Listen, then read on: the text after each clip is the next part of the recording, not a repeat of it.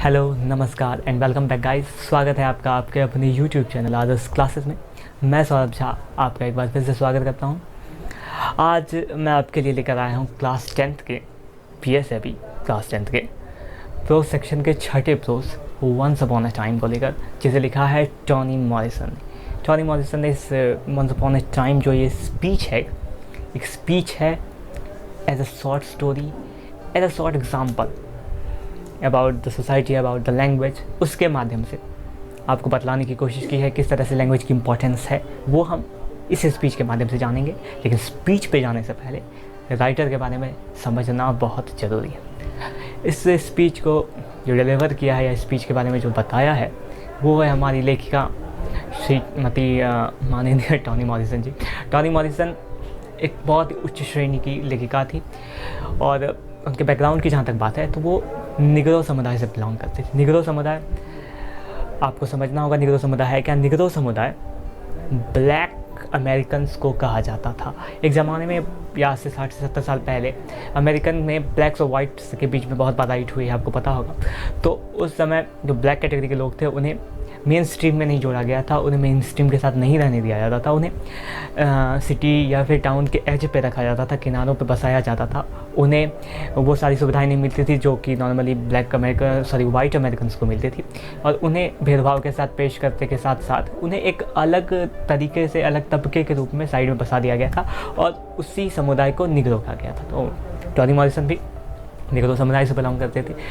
Toni Morrison को speciality तो हमने बता दी उनकी, अब उसका बैकग्राउंड बता दिया हमने। लेकिन जहाँ तक स्पेशलिटी की बात है, उनके अचीवमेंट्स की बात है, तो अचीवमेंट्स की बात ये है कि उन्हें अचीवमेंट्स का ज्ञान हम इसी चीज़ से लगा सकते हैं, अंदाज़ा इसी चीज़ से लगा सकते हैं कि उन्हें दुनिया का सर्वोत्तम पुरस्कार नोबेल प्राइज़ 1996 में लिटरेचर के लिए मिला था।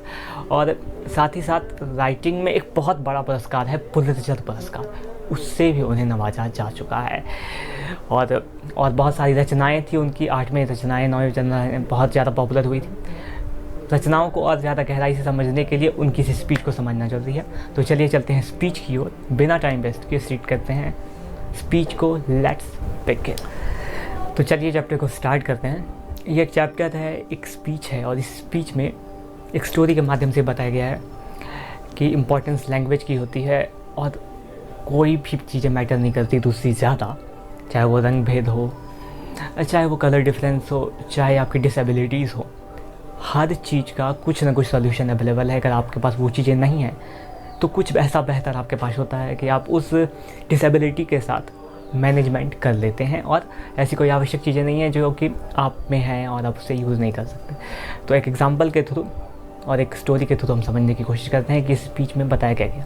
इस स्पीच में टॉनी मॉरिसन ने एक वुमेन की स्टोरी सुनाई है। एक वुमेन जो कि फिज़िकली डिसेबल्ड थी। फिज़िकली डिसेबल्ड मतलब कि वो एक ब्लाइंड औरत थी, उसे दिखाई नहीं देता था नॉर्मली।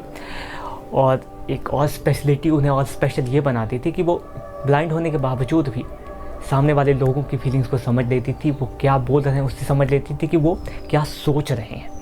और क्योंकि वो अंधी थी तो बहुत लोगों को उनकी इस बुद्धिमत्ता पे बहुत यकीन था। लोग नॉर्मली दूर दूर से आते थे और उनकी उसकी स्पेशलिटी का जो मतलब विकास था और ये जो विस्तार था लोकल एरियाज़ में फैल चुका था।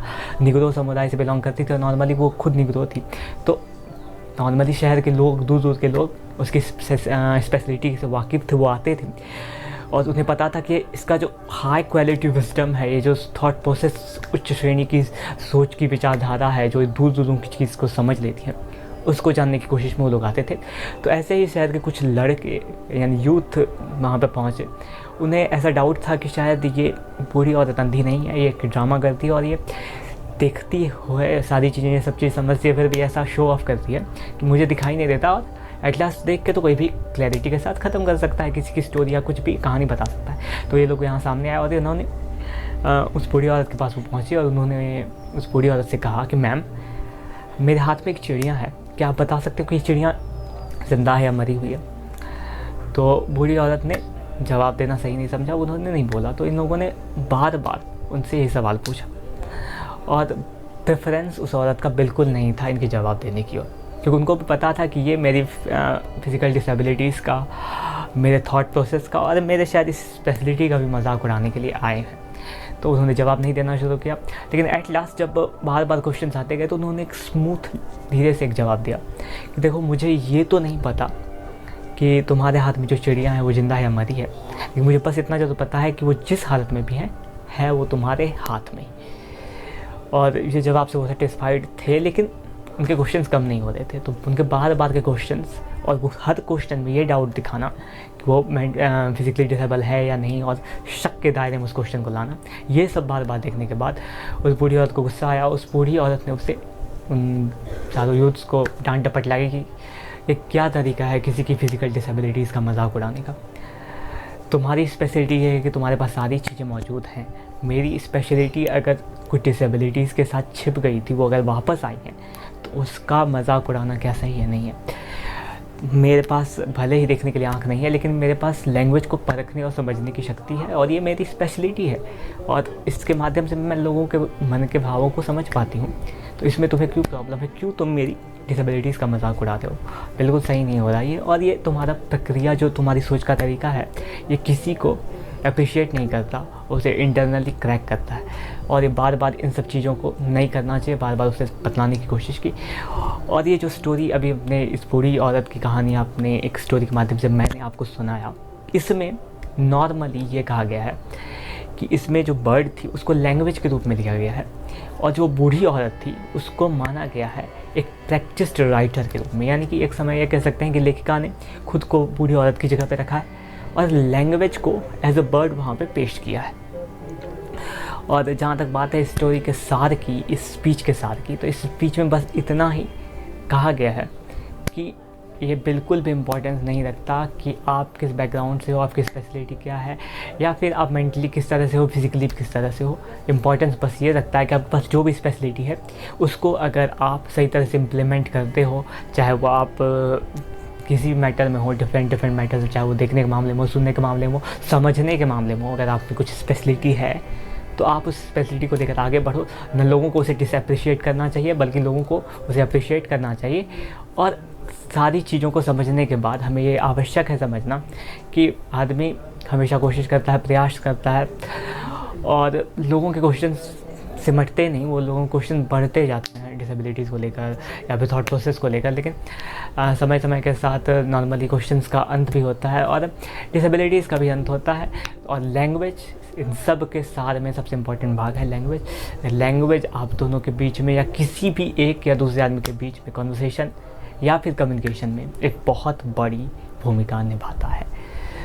तो इस स्पीच का बस इतना ही सार था, और इसकी सबसे इन शॉर्ट टर्म ये कह सकते हैं कि ये speech as a preference of, नहीं कहते हैं प्रोजेक्टाइल सिनेरियोज़ की अगर हम बात करें तो ये एक बहुत इंपॉर्टेंट फैक्टर है कि language makes a man more important than the thoughts what we are thinking about in the past. यानी कि हम जो चीज़ें सोचते हैं बाद में या पुराने टाइम्स में, वो फ़र्क नहीं पड़ता है हम किस तरह से उस चीज़ों को पेश करते हैं, चाहे वो डिसेबिलिटीज़ होने के बावजूद, चाहे वो थॉट प्रोसेस के बावजूद, हम जिस तरह से सामने वाले को लोगों को दर्शाते हैं वो चीज़ें अपने विचारों के माध्यम से, चाहे वो लैंग्वेज के माध्यम से हो, वो मैटर करता है।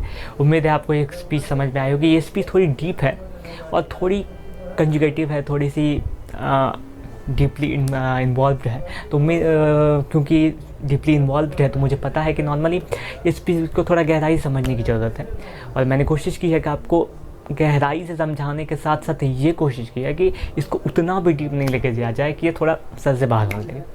तो उम्मीद है कि आपको ये समझ में आया होगा, और क्योंकि मैंने और भी इस पर आपके लिए कुछ क्लैरिफिकेशन देने की सोची है, और वो क्लैरिफिकेशन ये है कि इससे रिलेटेड क्वेश्चन आंसर्स जो हैं वो मैं आपको पीडीएफ के माध्यम से डिस्क्रिप्शन में लिंक के थ्रू दे दूँगा, ताकि आप आंसर डायरेक्ट सॉर्ट आउट कर पाओ और एक्सप्लेनेशन समझ पाओ। क्योंकि अगर आप आंसर सॉल्व कर लोगे और आंसर समझ पाओगे तो नॉर्मली आपको इन सब चीज़ों के बारे में और बेहतर से समझ में आएगा। और मैंने इस छोटे फॉर्मेट के थ्रू मैंने आपको कोशिश की है कि समझाने की कि क्या है इस स्पीच का मेन मोटिव। उम्मीद है आपको ये स्पीच समझ में आई होगी। अगर आपको वीडियो अच्छी लगी तो समझ में आया तो इस वीडियो को लाइक कीजिए, शेयर कीजिए अपने दोस्तों के साथ, और चैनल को सब्सक्राइब कीजिए। उन स्टूडेंट्स तक पहुंचाइए जो 10th में हैं और जिनके लिए बोर्ड एग्ज़ाम्स में ये 10th की बुक से रिलेटेड चैप्टर्स आवश्यक हैं, उन तक पहुंचाइए। और जल्द से जल्द अपने लोगों को शेयर कीजिए। तो वीडियो देखने के लिए धन्यवाद। उम्मीद है आपको नेक्स्ट वीडियो जल्दी यहाँ पे आएंगी और आगे के चैप्टर्स के साथ ग्रामेटिकल पोर्शन भी हम लोग शुरू करेंगे। तो जुड़े रहिए हमारे चैनल के साथ। मिलते हैं नेक्स्ट वीडियो में। धन्यवाद।